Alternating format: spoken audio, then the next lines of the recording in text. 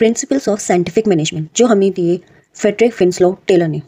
First one, science not rule of thumb, जिसमें उसने ये कहा कि जो टास्क होंगे वो सब साइंटिफिक स्टडी और एनालिसिस पर बेस होंगे। यहाँ पर फोकस किया गया ऑर्गेनाइजेशन की एफिशिएंसी बढ़ाने का through scientific analysis of work and not with the rule of thumb method. Work का साइंटिफिक एनालिसिस होगा, नए एक्सपेरिमेंट्स होंगे, ये नहीं कि जो मेथड शुरू से चलते आ रहे हैं वही यूज होंगे, ऐसा नहीं होगा। Decision should be based on scientific analysis in cause and effect relationship rather than rule of thumb where the decision is taken according to the manager's personal judgment। Second principle है हमारा harmony not Discord. इसमें यह कहा गया कि जो workers और management के बीच का रिलेशनशिप होगा वो हार्मोनियस होगा। उन दोनों को एक दूसरे की नीड्स को समझना होगा, एक दूसरे को इंपॉर्टेंस देनी होगी। It believes in creating a harmonious relationship between management and employees. And the third one is corporation not individualism.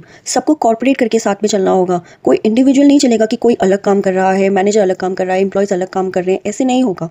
Encourage cooperation and trust between management and employees, similar to harmony and discord. Believes in mutual collaboration between workers and management. Both need to work together. And the last one is development of each and every person to his or her greatest efficiency and prosperity. It helps employees to reach their maximum potential. Assure करेगा कि right job के लिए right person को right time पर right training मिलनी चाहिए. To assure that training is given to right employee, the right step should be taken at the time of selection and recruiting candidates based on a selection